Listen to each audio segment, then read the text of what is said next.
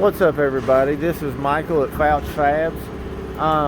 One of my distributors, the Triton guy on the Triton truck, he sold a router to a customer. She had some questions to him about how to set it up and all that. So I'm going to go ahead and show one of my guys here, Tony, how to set it up. And at the same time, I'll do a video kind of showing her how to do it. So it's pretty simple. I guess she knows kind of how to set it up. I had a new guy here. He's kind of moved all my tools and such, so I got to find the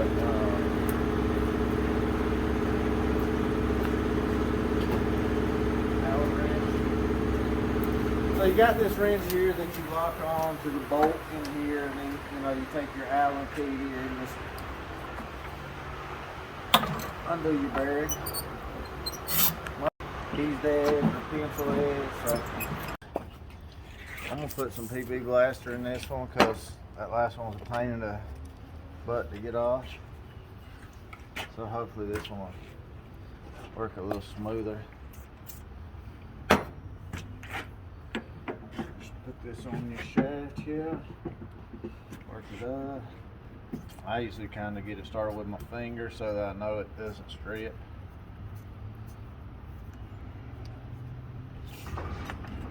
And you're just going to grab your wrench. I use the router itself to hold it into place.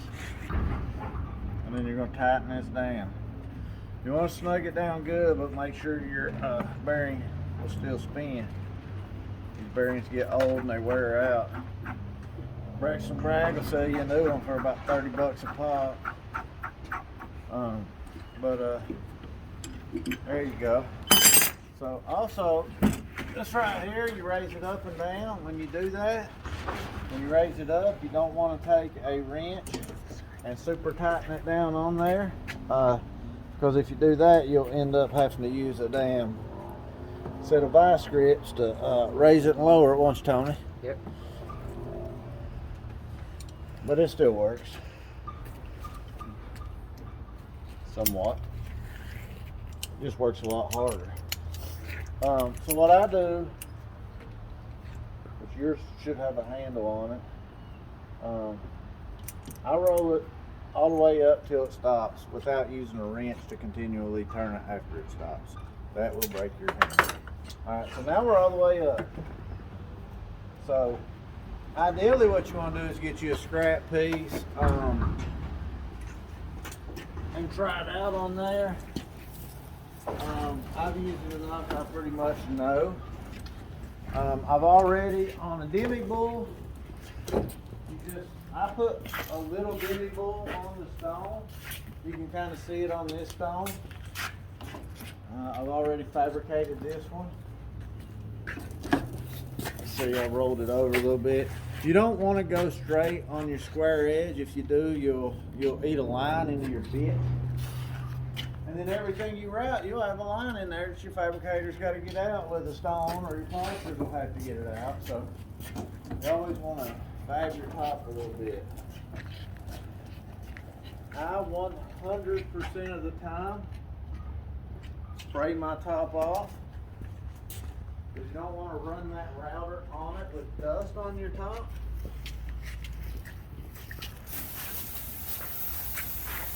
Because it will scratch it.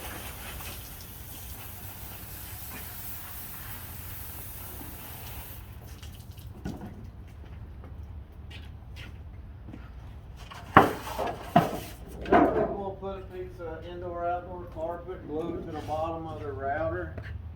I've used them at shops I worked at. I don't know how much I necessarily trust it once it gets grit and stuff in it. It worked for the other guy pretty good, but I don't know. I feel safe with like glue on here. I just spray all the dust and particles off to make sure there's nothing on it that's going to scratch my stone. And then I just put this over the area that I want to route. Definitely want to put an apron on when you do this, because you want to run a lot of water on that bit. It's going to swing water everywhere.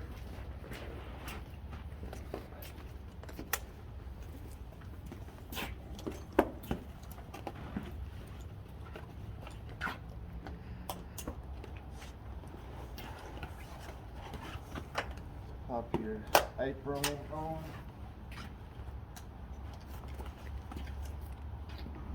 So you got these little blue hoses that stick out of the side of the router. That's going to guide your water. Also, water's going to come out of this. I'll show you when I turn the water on. Whoop.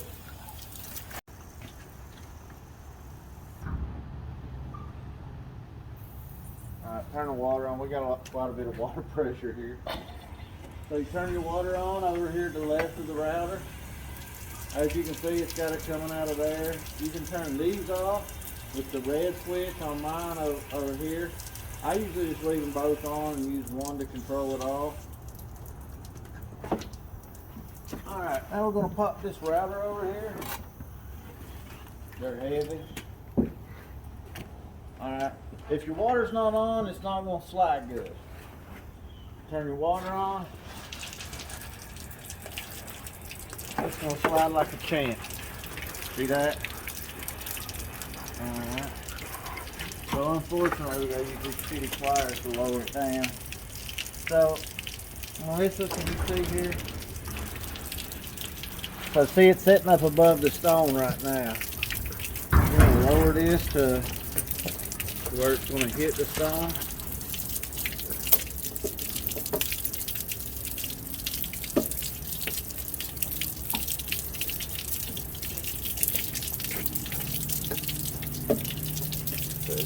A lot more of a pain in the butt to do with this.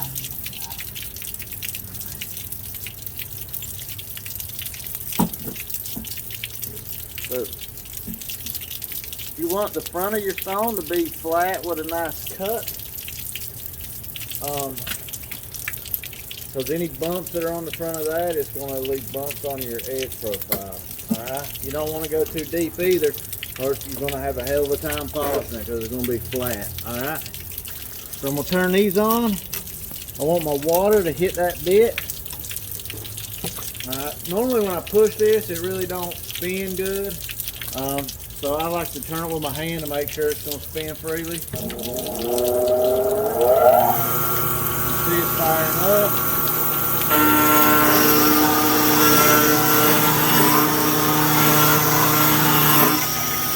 Alright, I'm going to visually look at what that did.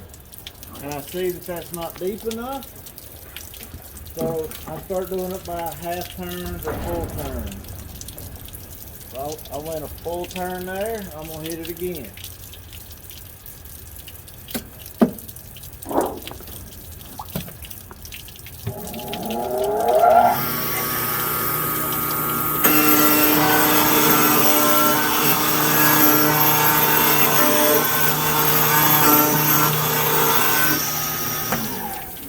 I'm getting real close now.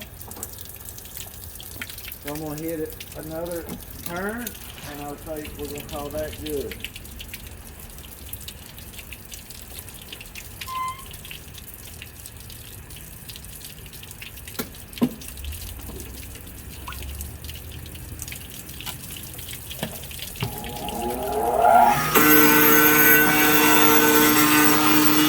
When you come to an edge, you want to watch it.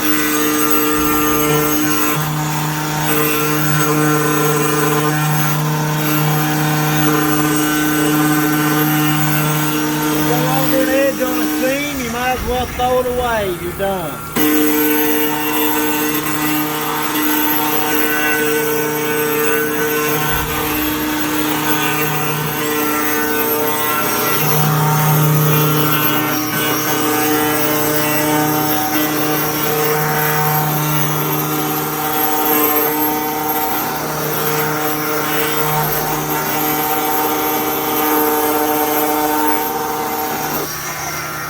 One of the questions the driver had, or his customer had, was how far down this bit runs on the stone. It runs about 7/8 of the way down. It's not near going over. The only one that gets close to going over is the waterfall.